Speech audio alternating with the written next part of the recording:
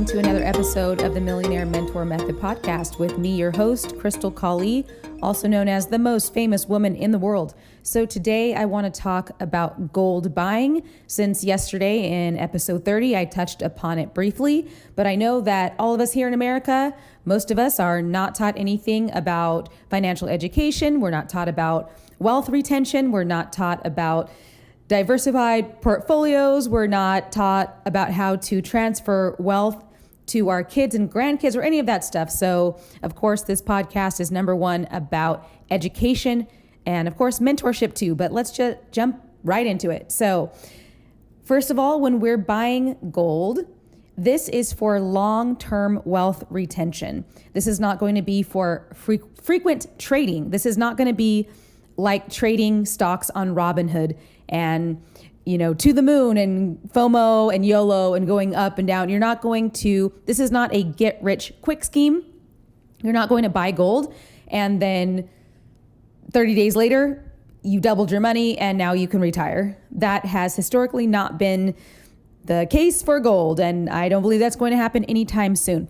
So when we're talking about buying gold in this episode anyways, I just want to focus on buying physical gold. So I don't mean buying gold stocks or buying gold related companies or gold mining companies or gold ETFs or anything like that. We're talking today about buying actual physical gold coins and gold bars.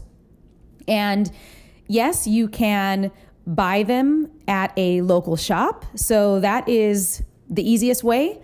And it's also easy because you don't have to wait for shipping and you don't have to pay for shipping if there is any shipping costs.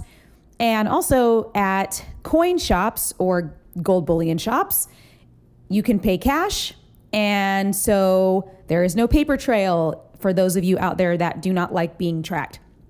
And you can also sell gold as well at local gold bullion and coin shops. And you can sell that so it's cash in, cash out. You can buy it with cash and you can sell it for cash. So first of all, when we're talking about this as well, we want to remember that we're just keeping it simple. This is for long-term value retention. This is for something that can be passed, to your kids, to your grandkids, to their kids and their kids, possibly, potentially. And also, this is just a part of our portfolio. So don't get too crazy about what's on the front. There's the coins themselves have different,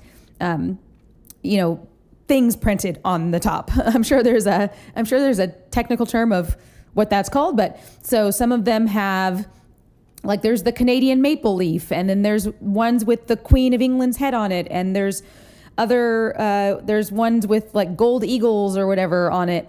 So it doesn't really much matter what's on it. It just matters that you're buying a gold coin or bar and that it's made of gold. That is the point. And just really quick to touch upon that as well. Typically it is easiest because when you go online or to a shop and you see all these different types of coins and all these different types of like embossings and engravings and everything like that, just to keep it super simple, let's just make it easy and just buy from the mint of the country that you live in. So for us, we would buy coins that are minted from the US Mint. Very simple.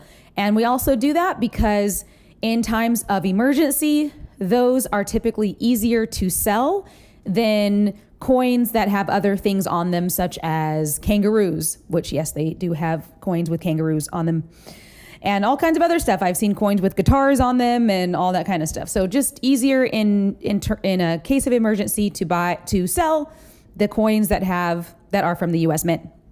So, and also, yes, you can buy online and just have these coins or bars shipped to you. And if you're wondering where's the best places to buy, so you just want to go to big, reputable, and trustworthy bullion dealers. And some of those, really quick, I can just list, are APMEX, so APMEX.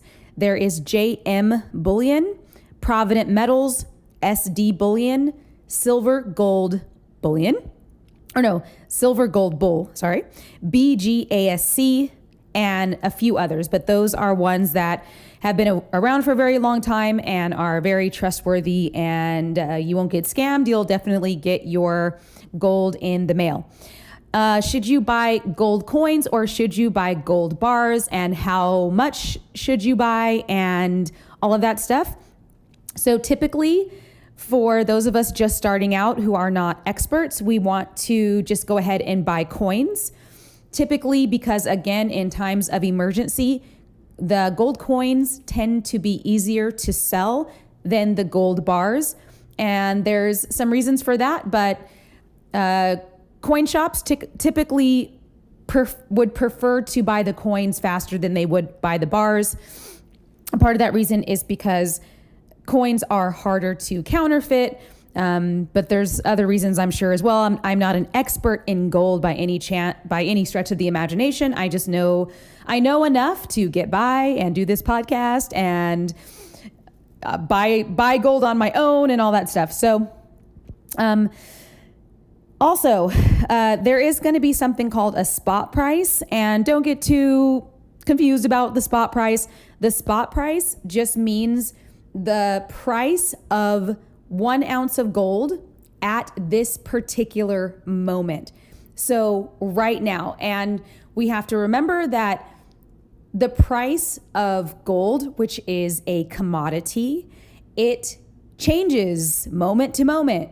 So, and it fluctuates. So if you just Google spot price of gold, you can go, and some of these websites, you can actually see the price of gold going up a few cents, going down a few cents, and just fluctuating. And throughout the year, it will fluctuate.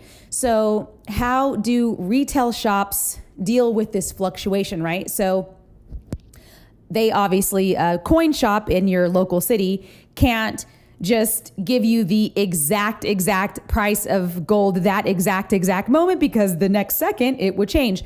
So basically, and I'm not exactly sure how often they reprice their gold coins and bars, but I'm sure they take an average of, I don't know, the month or the time period, and they do a retail upcharge, a premium of anywhere from 6 to 13% approximately, which, yes, does that mean that depending on who you buy your gold coins from, it will be different prices? Yes, that is what that means.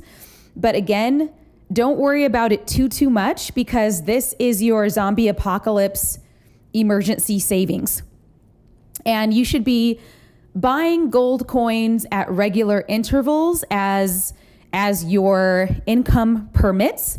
And how much of your portfolio should you be putting into gold?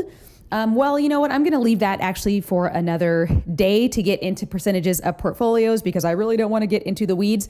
But let's just say it shouldn't be a ton. Okay. Like, don't put 50% of your, don't go out and take half of your investments and put them all in gold. That's not exactly what we want to be doing. I need to look up exactly the recommended amount of your portfolio that you should have in gold. I'm sure it also depends on obviously how much income you're making and your other investments and stuff like that. But again, we're not getting into it right now because I'm trying to make this quick. I don't have a lot of time right now. I'm in between meetings and I need to do this podcast. So, okay, what else have I? Oh, yes. So, yes, different dealers will have slightly different prices. The smaller the coin, so if you get a 1/2 ounce coin, the retail upcharge on that is going to be higher than a bigger coin.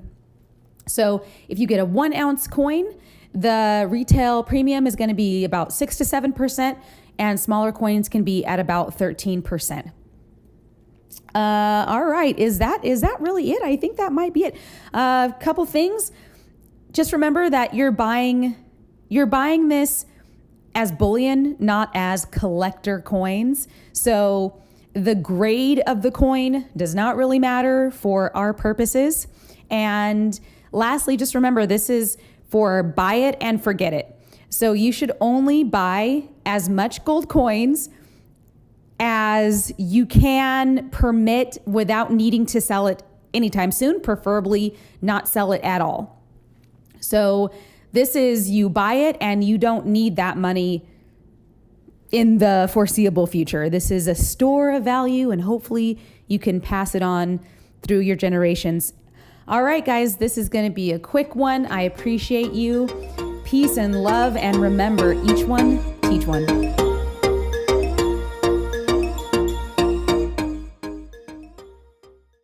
The information provided in this podcast is for educational and entertainment purposes only and should not be construed as financial advice, investment advice, or medical advice. The host is not a financial advisor nor a medical doctor or licensed therapist. Any financial or medical decisions made based on the information in this podcast are made at the listener's own risk. It is recommended that listeners consult with licensed professionals such as CPAs, financial advisors, and licensed physicians before making any investment or medical decisions. The host and creators of this podcast accept no responsibility or liability for any loss or damages incurred as a result of the information provided in this podcast.